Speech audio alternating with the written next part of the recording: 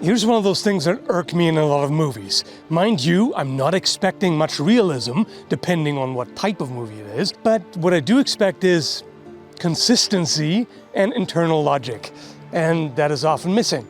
What am I talking about this time?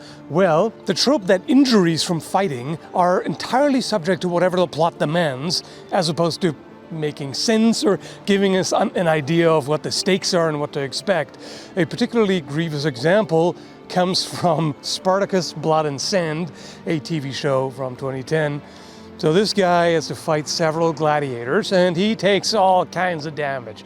First, he gets slashed across the spine, which in and of itself could easily end the fight by paralyzing him. Then he gets his face smashed by a large shield, so that is very likely to fracture his jaw or dislocate it, and especially runs a high risk of giving him a concussion, so he might just be knocked out and unable to continue. And then he's forcefully struck with an axe haft, either in the neck or in the back of the head, where the part of the brain resides that's responsible for such trivial functions as regulating your heartbeat and other vital functions. You know, no big deal, right? All accompanied by an explosion of blood. And then he not only gets back up, but defeats 4 gladiators who are better armed and partially armored. Who needs physical armor when he can have plot armor, the only kind that negates all sorts of physical trauma, including incapacitating, lethal, paralyzing, etc. Doesn't matter. The script says so. Even though on the internet everyone thinks they're the main character, there is no such thing as plot armor in real life. Doesn't mean you can't have protection. This video is sponsored by... No, not this kind of protection. The VPN provider private internet access. A VPN is an extra layer of security, like wearing a great helm, which not only protects your noggin, but also hides your identity. A VPN, or virtual private network, is a system that routes your data through an intermediary server to prevent third parties from seeing it. PIA hides your IP address and encrypts your internet connection. It also allows you to access region-locked content, like on Netflix, for instance. With a VPN, you can also find better deals based on which location you're connected to, so you can save some money on video games, flights, maybe even swords. Who knows? You know how many devices you can run this VPN on? Infinity. Private internet access has a no logs policy, 24/7 customer support, and an excellent rating on Trustpilot. Check out my link in the description for a discount. Not a puny 10% or anything. I'm talking 83% discount. And they're also throwing in 4 extra months for free. So take a look, and thank you PIA for supporting the channel. Then there's a scene in Universal Soldier 4, Day of Reckoning, where Scott Adkins' character, John, fights Jean-Claude Van Damme's character, Luke. They fight with a machete, which changes hands a couple of times during the fight. Not that it matters in any way, as we'll see. First off, here's something that, if I don't mention it, people will roast me in the comments. Unisols are enhanced. All right, so they have superhuman strength and toughness. So they are not as easily injured by various weapons. However, they not only have enhanced durability, but also strength, which I think would cancel each other out pretty much, right? Like, this would matter against non-enhanced regular people. But if 2 Universal Soldiers fight each other, shouldn't they hit hard enough to injure each other properly? And if not, why are they even bothering? Why are they not using something more effective against one another? So I'm just gonna take this scene at face value, more or less. Feel free to complain about it. By the way, I'm only nitpicking the internal logic of the writing here. I have nothing bad to say about the performance of Scott Adkins and Jean-Claude Van Damme here. The way they move and act is professional, and they deliver what they're supposed to really well, so nothing wrong with that. Right away, John chops Luke in the shoulder. The machete sticks there and it doesn't really do a whole lot. Again, enhanced toughness, okay, fair enough, but that looked like a pretty powerful overhead chop. If that doesn't do anything, if that doesn't break the collarbone or do some kind of damage to soft tissue, what is he even trying to begin with? Then John is slashed in the shoulder or upper right arm. You can see blood, so it's clearly deep enough to draw a significant amount of blood. And then He forearm blocks the machete, which sinks halfway into his forearm. This will never become relevant again throughout the entire scene. You can see it's half severed, and then he rips it out violently, and it just doesn't seem to bother him at all.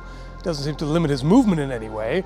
And generally when the muscles on the outside of the forearm are severed, that's kind of a problem. It means you can't flex or rotate the wrist anymore, and you can't extend your fingers. Then Luke's inner thigh is slashed, which is much more serious than you might think because the femoral artery is there, which is a major blood vessel.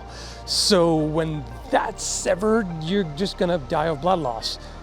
Maybe they're enhanced in such a way that they don't bleed out as easily. Maybe the blood vessels just tighten up and constrict to not allow any more blood loss. I don't know. But again, at that point, what are they exactly trying to accomplish? Death by 1,000 cuts, or what's going on here? Then John has the brilliant idea of catching a strong overhead chop with his hands, like this. Not even the stereotypical movie thing where they catch it like this, clap their palms. No, like he straight up, he takes it right on his palms, and it doesn't matter. And this is extra ridiculous because shortly after, he shows that he understands how to do it properly. Right there. He parries and grapples, which is, is one of the few things you can do unarmed against the machete, which is kind of a problem. It's very difficult, but he shows he knows how to do it, so I don't know why he was trying to just catch it in his hands. Plus, of course, there's a barrage of blunt trauma from punches, kicks, elbows, wooden boards to the back, etc., etc. And they just continue through all of it like nothing happens. There's no indication that there's even cumulative damage. There doesn't even seem to be a death by 1,000 cuts. They just go on like nothing happened. So the problem with that is we don't know what the stakes are. We don't even know who's winning. We don't know what to expect. It's just confusion. Here's another logical issue with that. If they can't even seriously injure each other with a machete, a force multiplier, then why are they even punching and kicking each other? If the machete won't do it, then their hands and feet definitely won't. And then there are the old Rocky movies, where Rocky's favorite method of defense is the head block. Catch every punch with your face. That'll teach him. And remember how they said about Ivan Drago that whatever he hits, he destroys. Apparently not.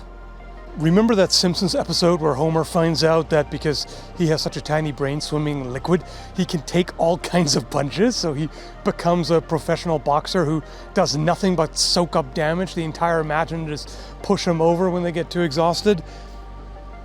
It's not hard to see why they came up with this idea. It's funny because it's just an exaggerated version of Rocky. I mean, I understand that the hero has to go through some dramatic struggle. They have to suffer. Unless it's Steven Seagal's character who never gets injured or has to struggle in any way. But usually they do. But can't you do it in a different way? You can still create tension. In fact, I think you can do it better in a sword fight, for example, when there's the expectation that the hero can't just tank damage. That it's not just like, okay, so one sword slash does 10 points of damage, but the hero has like 100 hit points. That's not tension. That's not high stakes. That's just like, okay, it's a battle of attrition, whatever. The Last Action Hero poked fun of this trope already in the early 90s, where the movie character Jack Slater gets magically transported into the real world, and he gets shot in the real world, ends up in the ambulance, and you can see the paramedics are basically like, nah, he ain't gonna make it, because it's a serious injury, he's dying there. And then he gets brought back into the movie, and the doc is like, it's just a flesh wound. It's this kind of deal, where the plot just arbitrarily regulates the amount of health that the characters have. Anyway, this rant is hella nerdy. I just wanted to get it off my chest. Maybe you found it entertaining. Thanks for watching, and take care, folks.